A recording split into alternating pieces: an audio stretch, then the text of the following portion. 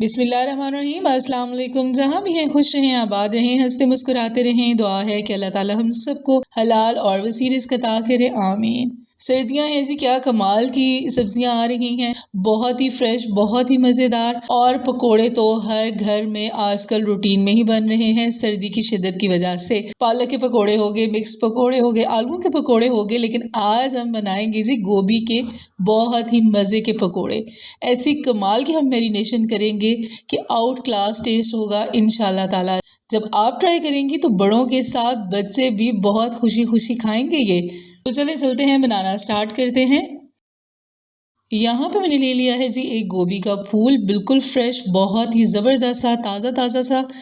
और सब्ज़ी अगर मॉर्निंग में ली जाए तो वो ज़्यादा मज़े की और फ्रेश मिलती है। ठीक हो गया जी। अभी इसकी हमने करनी है कटिंग। सेंटर से हम इसको कट लगाएंगे। आपने ये फूल उतारने हैं साथ से, छोटी छोटी डंडी के साथ, ठीक है। हम जब गोभी बनाते हैं तो हम ऊपर से जो इसकी डंडी सी होती है उसको हल्का हल्का सा छोटा छोटा कट कर देते हैं, ठीक है। नीचे खाली फूल छोड़ देते हैं। लेकिन अभी हमने कुछ इस तरह से गोभी के ये फूल छोटे छोटे उतार लेने हैं। ठीक हो गया। ये इस तरह से तोड़ना है और इस तरह से हमने बहुत ही प्यारे से ये फूल उतार लेने हैं। बहुत ही मज़े की ये रेसिपी बनेगी, लेकिन अगर आप सेम रेसिपी बनाएंगे ना तो यकीन माने कि सब आपसे कहेंगे वाकई आज आपने कमाल के पकोड़े बनाए हैं। यहाँ पे जो फूल थोड़ा सा मोटा होगा आपने उसको सेंटर से काट लेना है, ठीक है। वो ये होगा कि अच्छे से पक जाएगा, अच्छे से मैरिनेशन उसके अंदर हो जाएगी। इस तरह से जो बड़े फूल थे, जो थोड़ा फूल मोटा था, उसको मैंने सेंटर से कट लगा लिया है। ठीक हो गया जी। अभी हमने यहाँ पे ले लेना है जी 2 गिलास पानी के, और जो गोभी हमने काटी है उसको हम डालेंगे इस पानी में। और गोभी के फूल को मैंने पहले वॉश कर लिया था, ठीक हो गया ना। इसमें हमने डाल लेना है जी 1/2 टीस्पून नमक, 1/2 टीस्पून सिरका, और इसको हमने चम्मच चला के मिक्स कर देना है। और तकरीबन 5 मिनट के लिए हमने गोभी को बॉईल कर लेना है। बहुत लंबे टाइम के लिए आपने नहीं करना, क्योंकि अगर आप ज़्यादा लंबे टाइम के लिए इसको बॉईल करेंगे तो ये बहुत ज़्यादा सॉफ्ट हो जाएगी। ठीक हो गया ना। जितनी देर हमारी गोभी बॉईल होती है उतनी देर में हम तैयार कर लेते हैं यहाँ पे कोटिंग।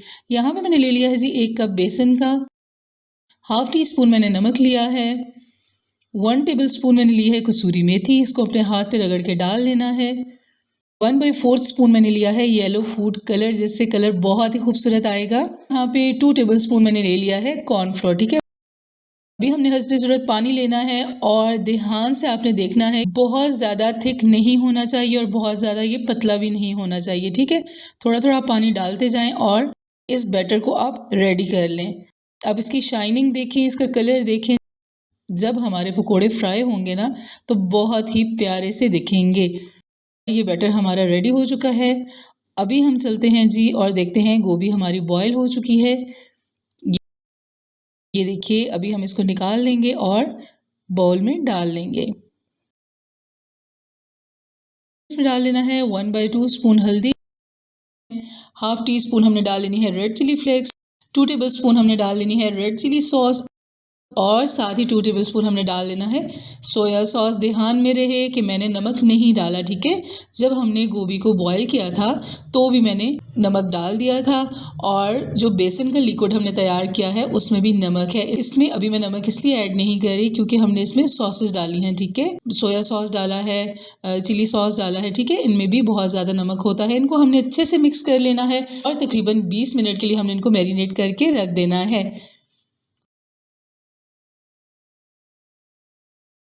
तो जी 20 मिनट हो चुके हैं और हमारी गोभी क्या कमाल की मैरिनेट हो चुकी है। अभी हमने इसको दोबारा से मिक्स कर लेना है, और जो बेसन हमने तैयार करके रखा था वो बेसन हमने इसमें डाल लेना है।